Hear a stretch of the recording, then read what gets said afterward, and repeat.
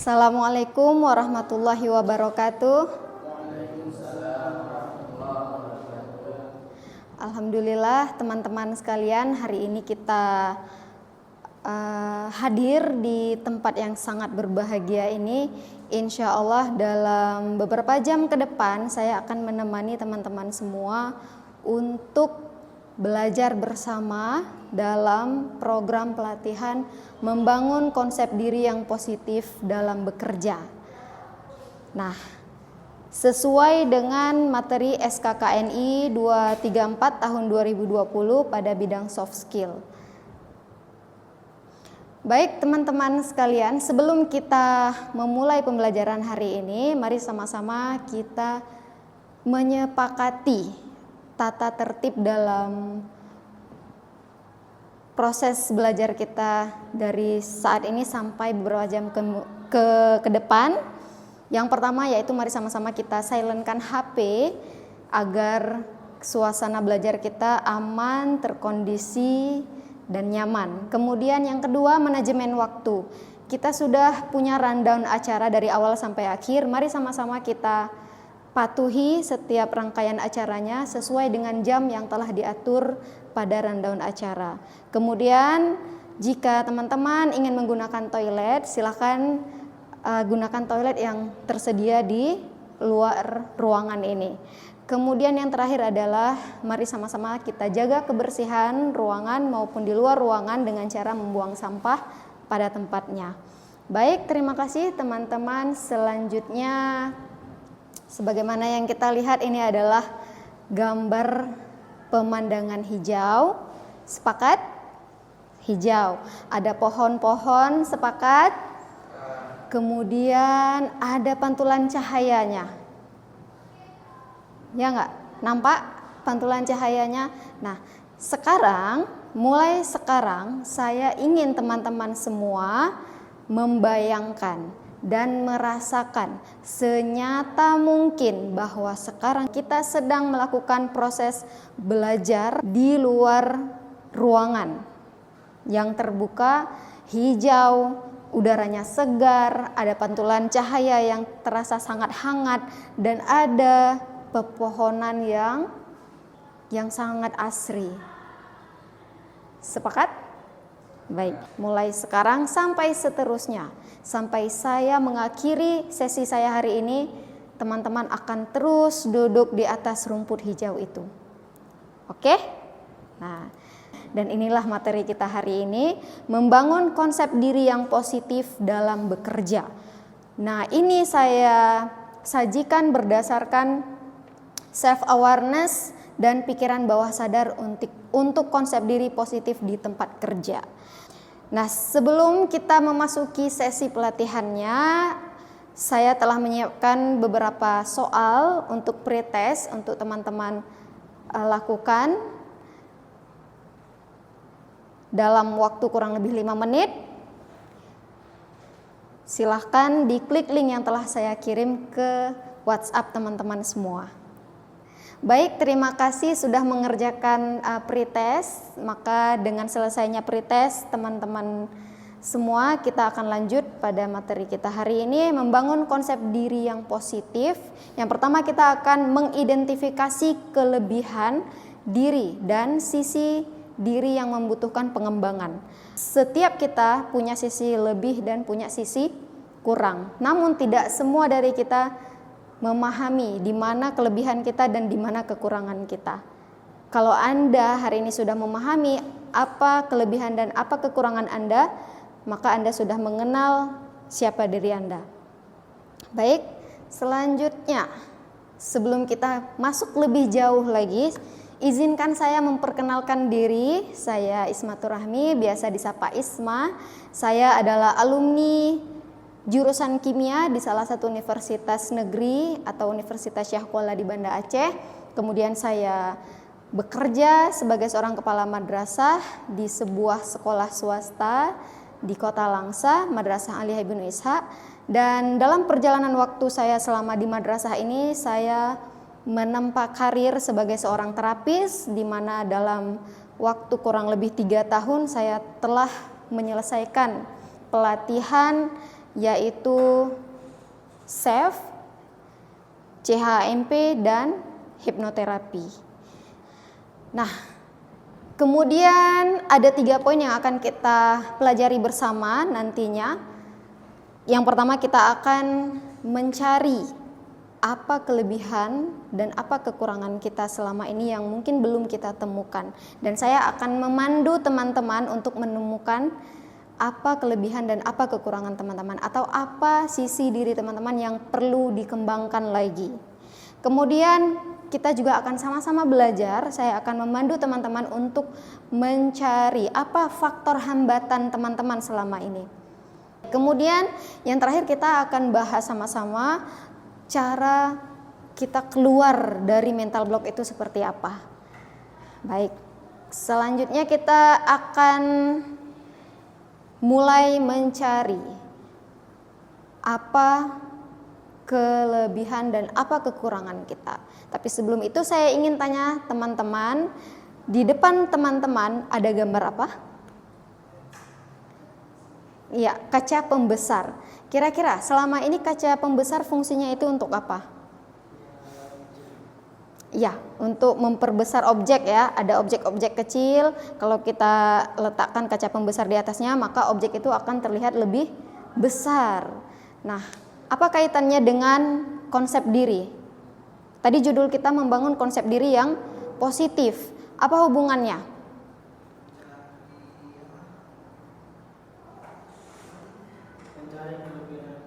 Iya, selama ini kita sering menggunakan kaca pembesar ini untuk hal-hal yang negatif atau hal yang positif. Ya? Keduanya, baik. Bagus kalau keduanya. Tapi pada umumnya orang sering sekali menggunakan kaca pembesar hanya untuk hal-hal negatif. Ketika itu datangnya hal positif, dia cenderung tidak menggunakan kaca pembesar.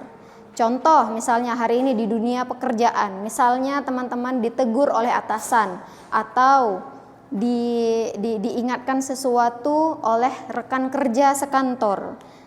Apa yang kita rasakan? Seharian bete ya enggak? Pulang kerja sampai rumah teringat terus ucapan atasan atau ucapan yang enggak enak kita dengar waktu di kantor tadi. Kira-kira seperti itu enggak pada umumnya? Tapi coba itu hal-hal baik, kebaikan orang atau kebaikan diri kita sendiri. Kita cenderung enggak melihat itu dengan kaca pembesar. Kita cenderung melihat itu sesuatu yang sepele, yang remeh dan cepat terlupakan. Tapi ketika itu datang dari hal-hal yang negatif, ketika itu datang pada kita, kita cenderung menggunakan kaca pembesar dan itu seolah terjadi sangat besar dan itu langsung terasa tidak nyaman dan kita cenderung membesar-besarkan. Biasanya seperti itu tidak? Biasanya seperti itu, termasuk saya juga. Nah, jadi nggak perlu khawatir kalau hari ini kita masih seperti itu karena kita manusia, itu sangat wajar. Namun kita tidak boleh berlarut-larut dalam kondisi tersebut. Kita harus membangun kesadaran diri bahwa kita bisa berubah. Kemudian saya ingin ajak teman-teman untuk melihat gambar selanjutnya. Ini ada gambar cermin. Kira-kira selama ini cermin digunakan untuk apa? Iya, untuk melihat diri sendiri. Kalau yang cowok mungkin lebih ke pecinya udah sesuai atau rambutnya udah sesuai belum, bajunya udah sesuai. Pada umumnya cermin digunakan untuk hal demikian. Namun di sini saya ingin mengajak teman-teman semua untuk melihat cermin ini sebagai gambaran diri. Artinya adalah bayangkan di depan teman-teman hari ini ada cermin, saat ini ada cermin. Dan cermin ini adalah, cermin selalu memantulkan apa yang ada di depannya, benar?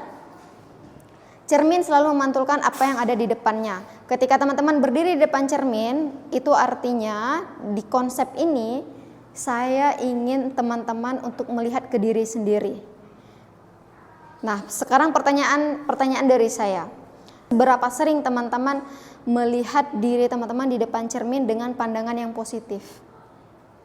Atau bahkan sebaliknya, lebih sering melihat diri sendiri di depan cermin dengan pandangan yang negatif? Alis saya kok mereng ya sebelah, hidung saya pesek, telinga saya, rambut saya. Atau wah kamu luar biasa, kamu ganteng, kamu cantik, wah Masya Allah saya sangat sempurna. Yang mana? Ayo yang mana? Tergantung kondisi, ya benar sekali, tergantung kondisi. Kalau suasana hati lagi nyaman, itu bisa aja seharian mungkin bangga dengan diri sendiri ya. Tapi kalau lagi nggak pas, semuanya yang kita lihat, bahkan diri sendiri yang kita lihat di depan cermin pun kita nggak suka. Nah, dan itu sangat wajar, sangat manusiawi. Ketika ada orang yang memuji kelebihan kita, kita justru merasa tidak pantas untuk menerima itu. Sering kalau dipuji kita ngerasa nggak pantas, kalau dipuji kita ngerasa nggak kok, ini bukan apa-apa, ini kebetulan aja. Nah, ini yang dimaksud dengan konsep diri. Sejauh mana teman-teman melihat diri teman-teman, sepositif apa teman-teman melihat diri teman-teman, berarti konsep diri teman-teman segitu levelnya gitu. Nah, jadi boleh dicek hari ini bagaimana konsep diri teman-teman dengan melihat ke cermin, menilai diri sendiri dari cermin, kira-kira konsep diri yang teman-teman miliki hari ini seperti apa? Positifkah? Negatifkah? Pastinya keduanya ada, namun condongnya kemana? Lebih positif atau lebih ke negatif? Selanjutnya ada gambar keran.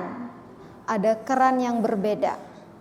Ada yang keran aliran airnya deras dan ada airnya yang hanya tetesan. Dan tidak selamanya air yang mengalir itu selalu deras. Ada kalanya dia keluarnya menetes, dan begitu pula dengan keran yang airnya hanya tetesan. Tidak selamanya tetesan itu hanya berupa tetesan. Bisa jadi suatu saat aliran itu deras. Begitu juga dalam kehidupan kita. Hari ini boleh kita sedang terpuruk, hari ini boleh kita sedang tidak bersemangat, tapi yakinlah itu hanya sementara, tidak selamanya. Nah, dengan catatan kita mau berubah, kita mau belajar, dan kita mau menyadari hari ini kita berada di posisi yang mana, seperti itu. Nah, jadi ini ada sebuah tabel yang menuntun kita semua untuk menemukan area-area kekurangan atau kelebihan kita. Nah, sekarang kekuatan ini artinya atau kelebihan di dalam diri teman-teman sekalian. Apa yang paling sering dipuji atau diandalkan orang lain dari diri Anda? Apapun itu, walaupun hal kecil. Apa yang paling sering dipuji? Yang kalau teman-teman lakukan, orang lain kagum. Itu nanti dicatat. Kemudian area pengembangan atau sisi yang kekurangannya itu apa? Sikap atau keterampilan apa yang paling sering memicu kecemasan atau membuat Anda tertahan? Nah, itu adalah area pengembangan atau area kekurangannya. Kalau tadi kelebihannya, sekarang kekurangannya apa? Ditulis, kemudian solusinya apa? Satu langkah kecil dan konkret, apa yang bisa Anda lakukan minggu ini untuk berkembang?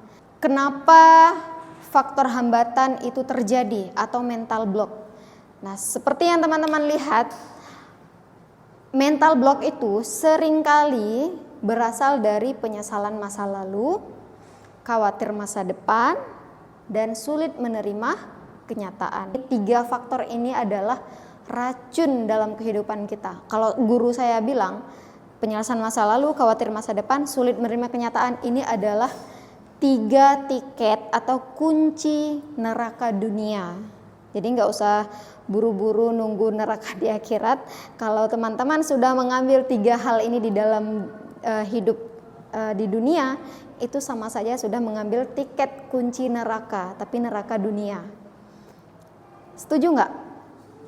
Enak nggak kalau hidupnya dipenuhi dengan penyesalan, kemudian khawatir masa depan dan sulit menerima kenyataan? Nggak nyaman. Apapun yang kita lakukan salah, apapun yang kita lakukan nggak nyaman. Nah, kemudian apa dong solusinya? Yang ingin saya sampaikan, the power of now artinya being present. Being present artinya hadir seutuhnya. hadir utuh, sadar penuh saat ini juga. Apapun yang terjadi, hadir utuh, sadar penuh. Kemudian tahapan pengembangan dirinya. Nah, ini tadi yang saya sebutkan, sadari, terima, kemudian input baru. Sadari betul hari ini Anda sedang duduk, sadari oh saya sedang duduk. Anda sedang makan, sadari bahwa Anda sedang makan. Dan sadari bahwa setiap suapan dari makanan yang Anda makan, ada petani yang berjuang untuk berasnya sampai bisa Anda masak di dapur dan bisa Anda makan. Ketika Anda duduk, kursi ini dibuat oleh pengrajin. Ketika Anda hadir mendengar materi ini disiapkan berhari-hari. Ada seseorang yang mempersiapkan diri untuk menyampaikan ini. Sadari itu. Sekarang saya ingin mengajak teman-teman coba menyadari ketika teman-teman merasa gugup, cemas, merasa tidak percaya diri, merasa banyak kurangnya. Coba sadari. Oh, ternyata rasa sedih seperti ini. Oh, sakitnya ternyata di sini. Oh, kalau sedih rupanya gini ya. Nah, jadi itu disadari kalau saya sedih ternyata berefek ke ini. Oh, itu artinya menyadari. Kemudian diterima. Apapun rasa itu, ketika Anda senang, sadari oh saya senang. Terima bahwa Anda sedang senang. Ketika Anda dipuji, Anda senang. Oh, saya dipuji. Oh, rasanya senang. Terima bahwa itu rasa senang, jangan ditolak. Ketika sedih pun seperti itu. Jadi jadikan emosi ini sebagai anak kecil yang nggak tahu apa-apa dan Andalah yang membuat dia patuh kepada Anda. Jangan sampai Anda dikuasai, tapi Anda yang menguasai emosi-emosi ini. Paham? Nah, jadi sadari, terima, kemudian input baru. Input baru artinya apa? Secara sengaja memberi ucapan dan keyakinan positif pada diri sendiri. Contoh misalnya rasa marah. Oke, saya marah dan saya terima bahwa saya sedang marah. Terus kalau saya marah, apa yang harus saya lakukan supaya rasa marah ini enggak berkecamuk di dalam hati saya? Oh, saya harus tarik nafas panjang, kemudian hembuskan, dan saya harus tulis mungkin supaya otak saya lebih teratur cara berpikirnya, atau saya menjauh dari keramaian, saya menenangkan diri, atau dengan cara apapun yang teman-teman anggap itu mampu meredakan rasa marah itu. Seperti itu. Dan ini butuh latihan teman-teman. Tidak mungkin segala sesuatu itu sekali dua kali nggak mungkin bisa langsung berubah. Apalagi kalau rasa marah itu sudah kita pendam bertahun-tahun. Ibarat orang sakit kronis, kalau orang sakit kanker itu kan udah kronis, udah bertahun. Apakah bisa selesai penyakitnya hanya dengan minum 1 atau 2 pil obat? Nggak bisa. Begitu juga dengan karakter kita, kepribadian kita yang sudah menjadi karakter bertahun-tahun, bukan berarti tidak bisa diubah. Bisa, namun butuh konsisten dari kita, kemauan dari kita dan kesadaran dari diri kita. Jadi butuh konsisten. Kesimpulannya teman-teman, apapun yang Anda lakukan, lakukanlah untuk diri Anda, bukan untuk keuntungan apapun atau siapapun, tapi karena siapa Anda. Kemudian maka jadilah pribadi yang tak tergantung situasi, bekerjalah dengan penuh energi dan sinergi, bukan demi pujian, tapi karena itulah kualitas diri Anda yang sesungguhnya. Lingkungan bisa berubah, tugas bisa berganti, namun cahaya diri Anda akan tetap menyala. Anda tidak sekedar menyelesaikan pekerjaan, Anda sedang mengukir jejak kebaikan melalui diri Anda. Baiklah, kita sudah di akhir sesi. Sekarang ada post testnya, teman-teman silahkan diisi post testnya pada link yang sudah saya kirim kepada teman-teman semua. Saya beri waktu sekitar kurang lebih 5 menit untuk mengerjakan post test. Baik, terima kasih teman-teman sudah mengerjakan post test. Dengan selesainya post test, maka sesi kita pada pelatihan ini juga berakhir. Terima kasih telah membersamai dari awal sampai akhir. Semoga apa yang kita dengar sama-sama di hari ini bermanfaat untuk kita semua, untuk Anda dan untuk saya secara pribadi. Mohon maaf apabila ada kesalahan dari lisan saya. Akhir kata saya ucapkan Assalamualaikum warahmatullahi wabarakatuh.